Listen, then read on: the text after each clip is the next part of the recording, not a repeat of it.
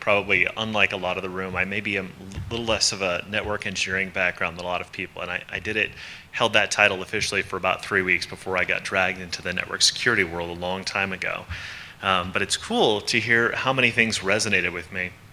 I've spent about 8 years of my life as a developer now, and so a lot of the context that I want to bring to the sort of SDN discussion today is how are developers thinking about SDN? What does it mean to them? Probably some of it's stuff you're not going to want to hear. I've also spent another 8 years now collectively doing something working for data center providers. So now I'm director of product development at ViaWest. Before that, many years ago, I spent 6 years working at Exodus Communications, which, in the sort of heyday of the internet was a really enormous service provider, one of the first big colo providers. There I was doing security work, and so I have a lot of security context about when I think about SDN and when I think about cloud, a lot of that, my security background always comes to fore. I'm constantly thinking about how are you going to exploit SDN, because it's usually the first thing that comes to mind. So just for background, I'm just going to talk for a second about ViaWest. So we have 27 data centers now across 5 or 6 states in the United States, and we've grown from this tiny facility here in downtown Denver that I want to say has a couple thousand square feet of raised floor to the newer facilities are getting into the 100,000 square foot range. So absolutely enormous facilities. Some of which have actually done some interesting things like the whole, Tier 4 design certification in Las Vegas, things like that are sort of groundbreaking. But I'm not really a data center person from the physical space. To me, they're just big buildings with lots of redundant power. We can put, compute. And so compute's where I get interested. And why do we have compute? Because we want to run applications. And so I'm really oriented around that. And so my focus at ViaWest is around the service development so that we can take things to our customers that makes their life easier. And most of them, all of this is plumbing. From the data center, the electricity, all the power whips, even all the compute, they don't really care what it is that we're picking and why we run it. They just want it to be reliable. They want it to work and get their applications to their customers.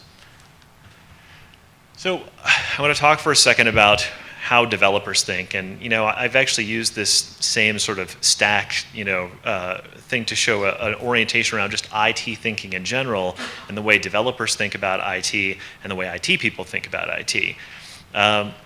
Developers want to write their application. So they want a bunch of services that work for them. So their application needs to talk to other applications. It needs to talk to consumers. It needs services to make it work, like DHCP to tell their hosts what address to be on, or DNS so the end consumers can go and reach those hosts.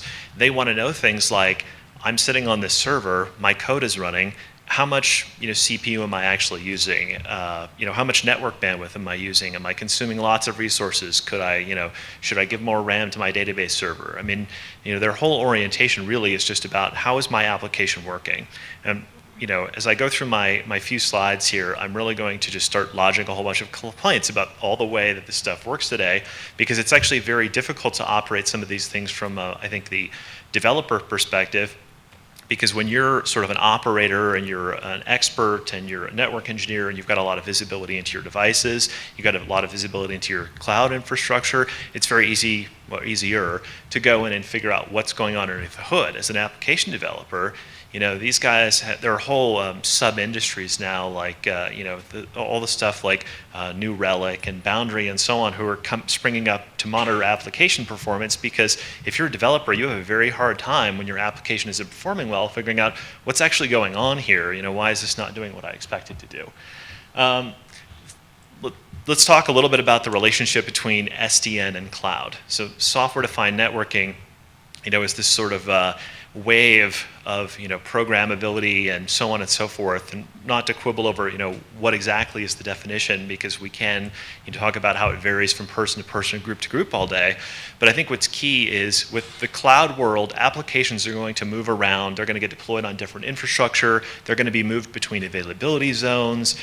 You've got developers now who are building all their applications inside of containers on their laptops. They've got VMware Fusion or Vagrant with Docker, and they're building those applications there, and they expect the networking, fake networking essentially, that's on their laptop to deploy into a cloud infrastructure and more or less just work for them, right?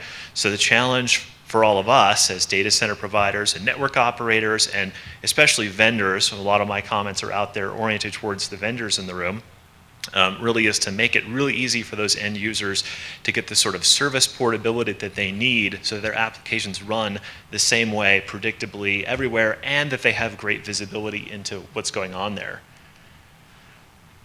So talking a little bit about ISP thinking, right? So a little bit less, from our perspective as a service provider, some of the very first things that I think about, and I would love to think about how cool everything is all day and how much, kind of new, sort of groundbreaking things we can do. But in the end, I end up having to spend a lot of time thinking about sort of the plumbing again, right? How manageable is this? When somebody calls into my, technical assistance center, and I have a kind of little wet behind the ears, maybe doesn't have 20 years of experience debugging all these kinds of things, engineer in the field, what sort of instrumentation, what sort of visibility, what sort of diagnostics tools do we have? So one of my big complaints so far about sort of the SDN solutions that I've seen is sometimes they have APIs and so on and so forth, but they don't necessarily have a lot of easy to use diagnostics. They don't pipe that information around, they don't aggregate it, they don't summarize it very well. And of course, again, this is a place where cottage industries are springing up. So now you've got people like, say, Splunk or all kinds of other companies where all this data is being piped so that they can graph it for you. And from my perspective, it's sort of like, if you're selling me a technology solution and I have to have yet another technology solution just to tell me what's going on with your solution, you'll probably have a little bit of a gap there. And again, people in this room, I think sometimes I think we take for granted how much benefit we get from 15, 20, 30 years more worth of experience, all these technologies. We have to go back and think about how, somebody who's only got a year or two of technology experience and is having to kind of operate this stuff, how they kind of interact with it. So visibility is important. Cost matters a lot, and I'm going to have a whole slide where I start complaining about SDN business models, right? But let's talk just a little bit here about how there's some problems about SDN and some of the things that are coming. And first of all, I'll say that we use VMware as a cloud stack, and so a lot of my experience, and not complaining too much about VMware because I did work there for 2 years, so I actually probably have bias towards them rather than against them. But if you look at some of the solutions that they've got, say for a virtualized firewall appliance, you would be absolutely horrified to actually be in the position where you needed to get the equivalent of a supervisor port on a virtual firewall. They work great when they're working, nominally well, and when something goes wrong, you practically need to, tear the virtual appliance apart and start plugging in physical wires, and, when you finally actually do sniff the traffic, you see that's all encapsulated at another time. You have to figure out how to strip the encapsulation off manually, and you're thinking, do you guys really deploy this as a production product? Because did you never think that anything would ever go wrong? We'd never need to debug. So I guess my plea out there to the sort of vendors of the world is try to think about how your software and how your product basically interacts with the world when things go wrong, right? So don't start with the ideal world, assume things have gone horribly astray, and then figure out how I'm going to debug it from there. Interoperability can be a big problem too, of course. As a provider, we end up having to deal with this incredibly heterogeneous infrastructure, right? So we have dozens of vendors, we have customers that use platforms of all types, we've got every operating system under the sun.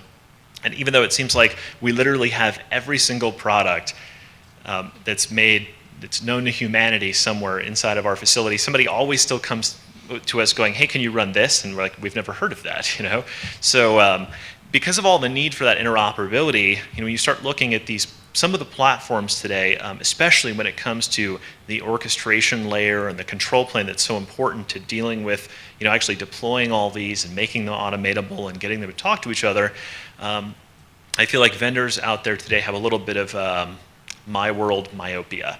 So, they have, especially the bigger you are and the more things you've got under your roof, the more likely you are to have this huge stack of things where all of your stuff works talking to itself but doesn't interoperate very well with other things. And so again, what I'd say is unless you have an absolutely dominant position, everybody's coming to you to write stuff onto your platform, you should probably think a little bit more about interoperability as well.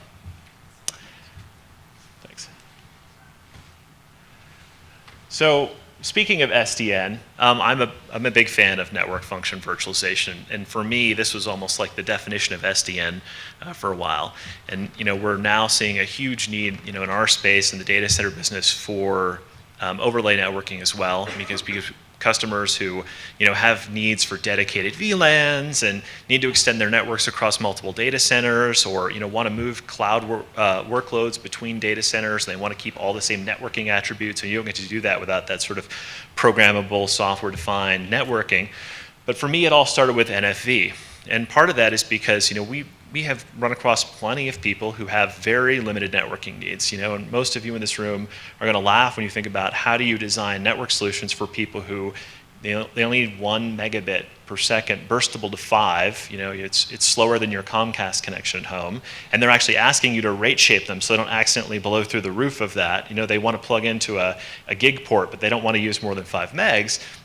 But you have to think for a second about how the economics work for that person, because we can't go and stick some huge piece of metal into a rack that we pay $10,000 or $15,000 or $20,000 for, more for the HA pair, more for the support, more for all the hands-on to go and put it in and deal with the hardware life cycle and all this. So NFV comes to the rescue for those folks. And as a data center provider, we're kind of, when we're running services for people, we have the potential to be this aggregation point where we can provide this sort of turnkey service for a bunch of people, but you can't go and sell it as if it's a $25,000 appliance, basically, when what we're really dealing with is like a meg of traffic, and I could probably run it through my iPhone if I had the right software. So my plea is make sure that your business model is kind of aligned with the sizing of your appliance. And we've actually got some kind of growing awareness of this, and we've had some people come to us who are actually very flexible with their business model and really good about this kind of thing. But definitely, keep in mind that with this sort of software-defined life cycle, we need to be worried about refresh cycles. So, we're no longer replacing necessarily the hardware at the same time as we're replacing your software, and charging for upgrades and things all factors in. So. Multitenancy. This is my biggest pet peeve as a service provider. One of the things that we've detected here is that there's this interesting trend amongst our customers where they want to co-manage everything, which when you actually spend a bunch of time developing good control planes and good management procedures and so on and so forth, you run into this scenario where when people want to co-manage, you're like, so you're going to break it and we're going to fix it for you, right? That's what that means, co-manage. But people who are out there, again, we're talking about those developers, they've got their needs, they want to see what's going on, they want to see what they're consuming and how they're consuming it. And so we're kind of have to go down that road of co-managing things with them. And one of the biggest problems I have with every product out there, not every, but most products out there, is that you're not making it very easy for us to show certain things with the customers, and for us to define by policy, here are the things you can see, here are the things you can interact with. And we have to understand that there are multiple organizations. So we have a customer, maybe they've got their own directory service, they've got their own accounts in that. They want to authenticate into something, maybe our portal, maybe your portal. They want to be able to see infrastructure that belongs to them. Meanwhile, we have an entire staff. We want our staff to authenticate into that infrastructure and be able to touch any part of it. But even when we're touching it, we want it to be very clear to our staff which of our customers they're affecting by tampering with things. And so, the key about multi-tenancy here is just to remember that when you're selling into a service provider market, or even in a big enough enterprise, because now, of course, you've got departmental things where, you're kind of losing that sort of central IT control. You've got the CMO spends more money on IT than the CIO does. You have to consider basically that you're going to have those same authentication identity problems even in a large enterprise. So think about multi-tenancy, think about multiple groups accessing products. My first question, anytime somebody shows me an API nowadays, or shows me a user interface, is does your user interface use your API? If the answer is no, it's probably like the biggest black mark against you. And if you tell me on one hand we've got a great API and then your own user interface doesn't use it, I don't even know. I start to feel like you're crazy immediately, basically. So what I really love, and I've fallen in love with vendors because of this, is not only do I see that their API or their user interface uses their API, but I can actually open up something like Firebug and see all their API calls and actually diagnose those, and I can use their own portal or user interface, kind of see how they exercise their own API. So just to touch real quick, since I'm out of time, can't believe I blew through that so fast, or so slowly. Just to touch on this, we've had a lot of people talk today about what are the skill sets of network engineering in the future. And I was speaking at Interop last year, and I had a guy from Yahoo on my panel who was a distinguished engineer there, and he was talking about how Yahoo basically didn't have entry-level engineering positions anymore for network engineers. You literally, if you were coming to Yahoo and you wanted to do network engineering, there was no, you needed to have 10 years of experience. You needed to have the certifications. And somebody asked, well, if this becomes a trend and everybody's doing this, how do I break in the door? My answer to that question was, learn to program first. Get the domain expertise for networking, but the value now is in you being able to take your expertise and programmatically distribute it and automate things. And so I think software development skills are the key skill basically for people with networking knowledge to be able to kind of leverage that knowledge outside of their domain in the future. I'm going to skip through this slide. Be interoperable. It's kind of a given, right? Thanks.